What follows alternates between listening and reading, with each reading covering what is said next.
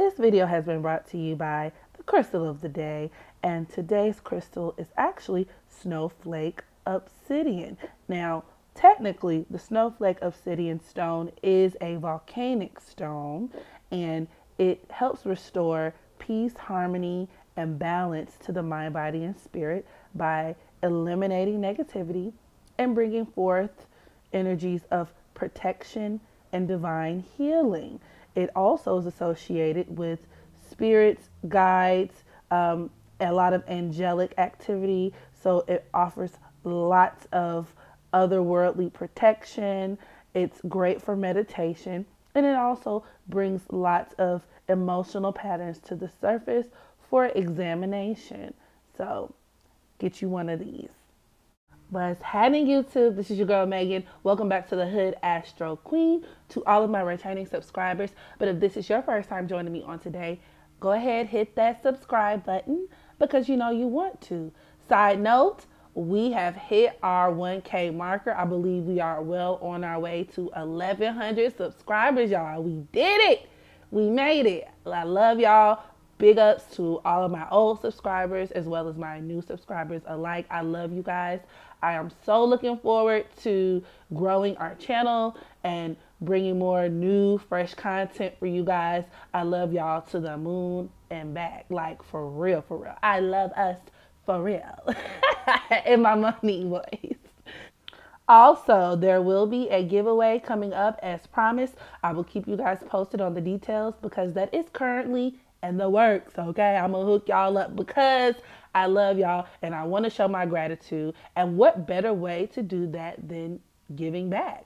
For real, like, I'm gonna hook y'all up. So more on that to come. But right now, I wanted to do a video on Mr. Adrien Broner. Now, he is a boxing, I wouldn't even call him a legend. He's just a boxer. He's a boxer and a popular kind of socialite boxer at that.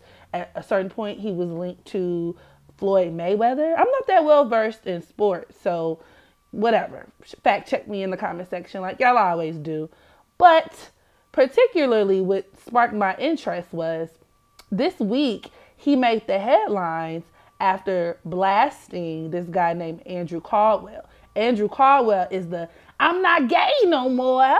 I like men. No, I like women." No, I had it right the first time. He likes men, but he's like, "I like women. Him, that guy, okay? Like, I think he's retarded. Excuse me, I think he's a little slow.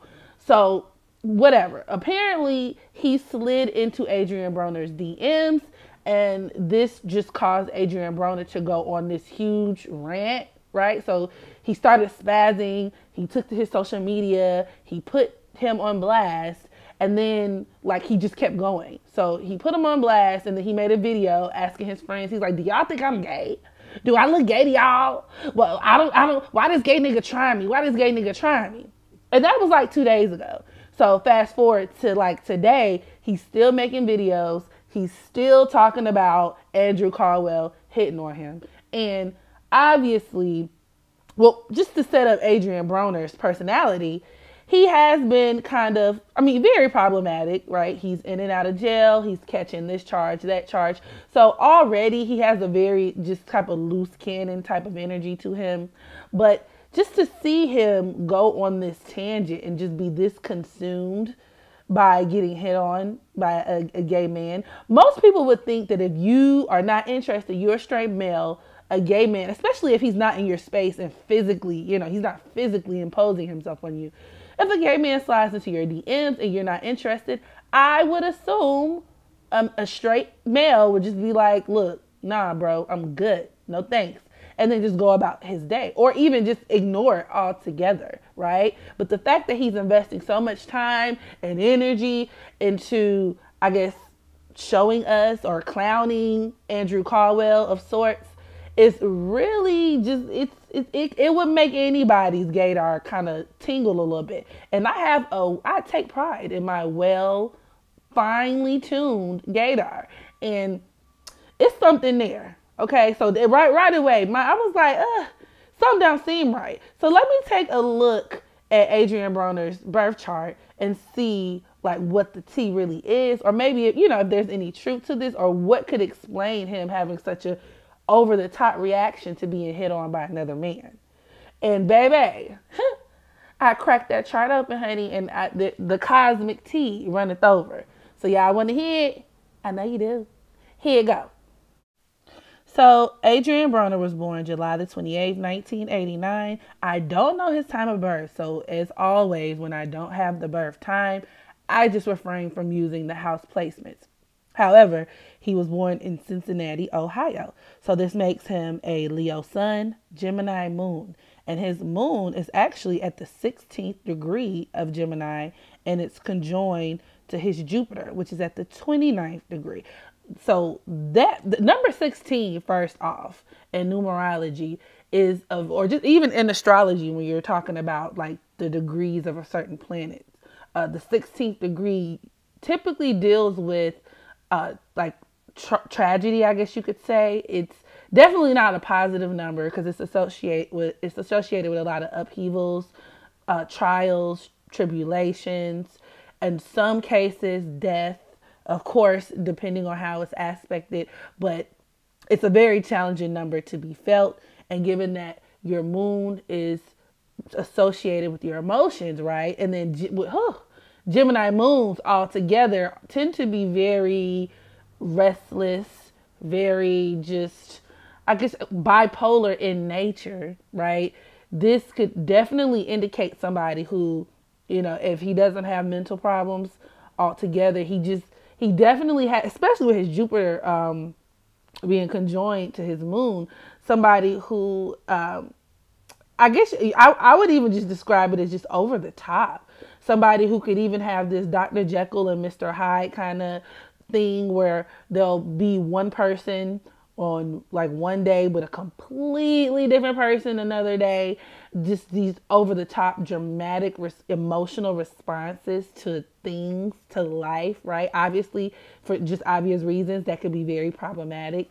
And this is in heightened given that the moon is in the 16th degree, and then the moon in and of itself is very moody. It causes lots of mood shifts because the moon has many phases. It waxes, it wanes, it goes through various cycles, right? So you're adding another layer of just unpredictability on top of that. And then with his Jupiter, remember Jupiter expands everything that it touches. So everything, like whatever planet that is aspected by Jupiter is literally like pumped up on steroids times 10.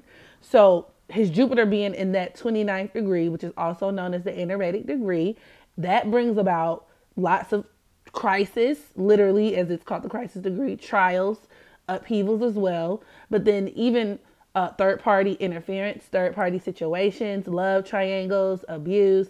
I mean, family problems. Like it's a lot. So this is just a very loaded aspect right here. And his moon and Jupiter are opposing his Saturn, Uranus, and Neptune, all in the sign of Capricorn. And this could point towards him being in the middle of lots of scandal, especially just as the media is concerned, because Gemini governs the media. So him going through phases of trials or phases of adversity, finding himself in scandal after scandal. And also particularly with that Neptune influence, I'm wondering if he has any type of mental disorder, because this could point towards that. It could point towards him even abusing drugs or being addicted to something. Him not being right with his mental situation. You know, like I said, that Gemini energy and those degrees just make it even worse. So yeah, this could point towards him having very little self-discipline, him being somebody whose career is pretty much subject to the like whims of his reputation. Like I said, just as easy as you can stumble into success with this aspect here, you can just as easily find your way like on the outs. You know what I'm saying? You can just as easily fuck up your career, fuck up your life, your situation, you know, by the way of just sudden kind of drastic ups and downs. And that's that Uranus influence. Uranus is all about sudden change, drastic change. Now, Uranus also represents homosexuality, which I thought to be very interesting because with it opposing his moon and Jupiter, mind you, as I said before, Gemini being the sign of duplicity, a lot of people who have Gemini, of course, not everyone, but certain people who have Gemini or their personal planets in Gemini or strong Gemini energy can tend to be like bisexual because Gemini is a very non-discriminate kind of energy. Obviously, once again, not everyone. So I don't want to hear a nigga in my comment section, oh, my moon in Gemini, my Jupiter in Gemini, I'm a Gemini, I ain't gay, I don't like me. It depends, but he has a couple of other things that kind of support this energy signature as well. But I thought I should point that out. Now, his sun is conjoined to his Mercury and his Mars, with his Mercury being at the 16th degree of Leo. So there goes that number 16 again, which is very telling. But these planets are actually forming a quincunx to his Neptune. Now, this deals with somebody who could possibly have, once again, addiction, issues with addiction, some type of drugs, alcohol. This can also deal with somebody who has mental issues, possibly. And this can also deal with somebody who has a hidden identity, somebody whose personal life is different than what they present it to be. Sun-Neptune aspects can also bring about a sense of being at the mercy of other people, at the whim of other people. But particularly what's interesting to me is with his Mars forming a quincunx to his Neptune. You know, the quincunx is a sign, it's a minor aspect rather, but it's an aspect that deals with entanglement, as my girl Rabina likes to put it. That was a great word to use. The best way to describe it. And this could deal with somebody that Neptune Mars aspect can deal with somebody who has lots of insecurities surrounding their sexuality. There's something about their sexuality that they feel uncomfortable with, that they have to overcompensate for.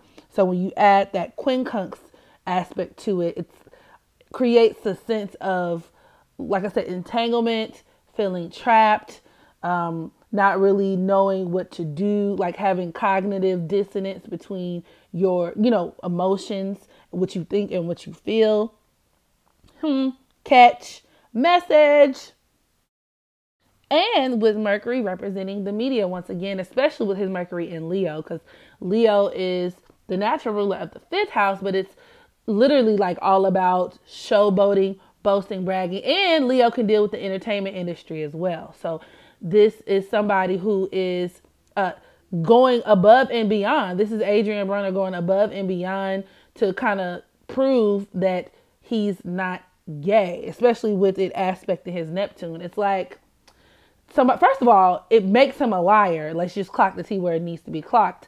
Mercury in harsh aspects to Neptune.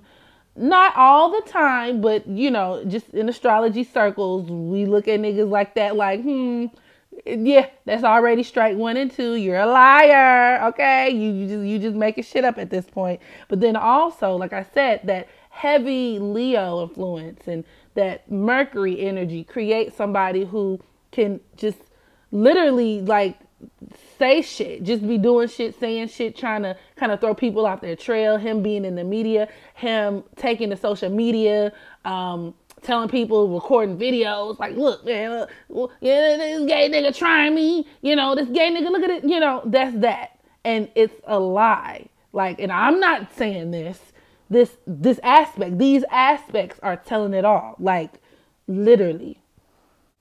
And his Sun, Mercury, and Mars are also squaring his Uranus. Going back to what I said about Uranus symbolizing homosexuality. So that's something to think about. But then it can also produce somebody, it reinforces this sense of him being very sporadic, him being very just nonsensical in the way that he deals with things, him being a daredevil even, him being somebody who is just very, like I said, emotionally high strung, even childish, because Leo is the sign of youth. So him being very childish, slow to grow up, and just a hot mess. Just a hot mess with a life and career full of ups and downs. That's another recurring theme in his chart. His Sun, Mercury, and Mars are squaring his Pluto. His Pluto is at the 12th degree of Scorpio. That number 12 deals with sacrifice. Scorpio is the natural ruler of the 8th house, which deals with taboo subjects. It deals with forbidden issues, things that are underground. It deals with death. It deals with sex, life, rebirth, trauma. It deals with secrets, more importantly. So Sun and or in harsh aspects to Pluto, in general, could point towards somebody who does have very, well, number one, could have dealt with a father who was absent or abusive.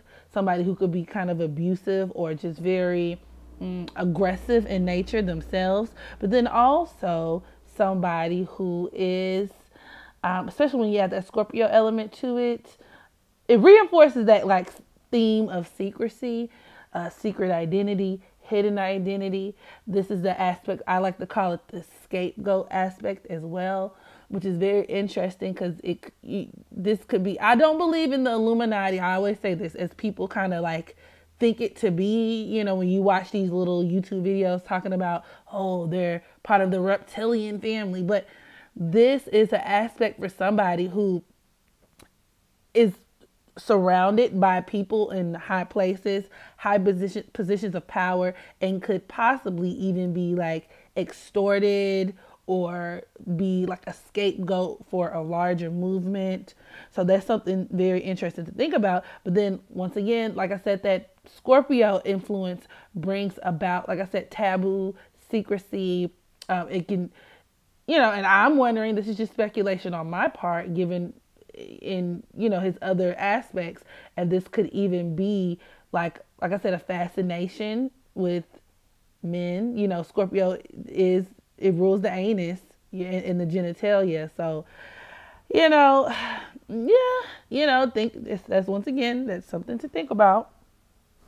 His Mercury squaring Pluto deals with him being manipulative, and especially at that 16th degree of Leo.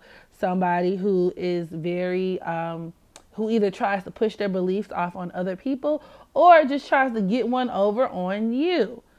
So once again, something very interesting to think about. His Venus is forming a trine to his Saturn. His Venus is at the 5th degree of Virgo. This aspect deals with somebody who is, they tend to be kind of emotionally distant and just unaffectionate in relationships or even towards women. Somebody who is very hard to settle. It's like hard to get them to settle down. These could be people who more than likely kind of are drawn towards more alternative arrangements of like relationships, like open relationships, or, you know, they're with one person and then another person. They could be, I don't want to say they don't always have to be serial cheaters per se, but it's very hard to tie them down in a traditional sense. And then it can also deal with, once again, with that Uranus, that homosexuality influence, somebody who is very experimental in that regard. So, you know, interesting. His Black Moon Lilith is at the 18th degree of Libra. The number 18 deals with like hypersexuality, I guess you could say. It can also deal with materialism, somebody who's very materialistic. And then Libra has a tendency, especially with Black Moon Lilith being like a very sexual, I guess you can say, kind of hypothetical point in the chart. It could point towards somebody being very fluid, sexually fluid, Black Moon Lilith in Libra. And like I said, that 18th degree kind of seals the deal because it creates this element of, like I said, just hypersexuality. It can produce just lots of sexual quirks, if you will. And his Black Moon Lilith also happens to be forming a trine to his moon and Jupiter. Once again, that Gemini influence, like I said, that really is just all about duplicity, living a double life, whatever, what have you. And then finally, just the icing on the cake, okay? His north node, he's an Aquarius north node. Aquarius is the sign of homosexuality, okay? And the Aquarius north node, Leo south nodes, just in general tends to be the LGBTQ lunar nodal placement. And, you know, I'm just saying, and with his Sun, Mercury, and Mars opposing his north node, it could point towards somebody whose identity, their career, right, their reputation, is just completely is at odds with their soul's mission.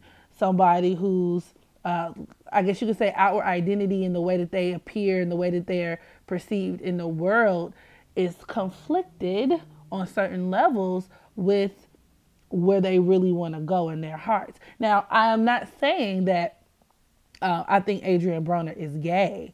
He might like women, but the point that I'm making here is that looking just at his chart comprehensively, there are so many indicators of him at least being attracted to men on a certain level. So I would bet a lot of money that he is doing this due to an there's some insecurity there.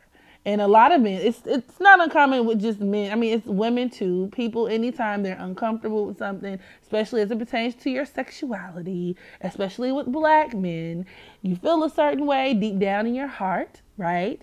And anytime you feel like people are going to call you on it, you have to go above and beyond to prove that you are, in fact, not that. Okay? And like I said, a lot of things in his chart point towards him. I mean, I wouldn't be surprised. I'm not saying that he's acted on these feelings, but somewhere deep down inside, Adrien Broner feels insecure. Okay? He's thought about some things that have made him feel guilty somewhere along the line. All right? And this ain't just Megan's opinion. The stars don't lie. So with that being said, we just go ahead and close this bad boy out. And as always, make sure y'all practice unconditional self-love so that you can love others. And until next time, I holla.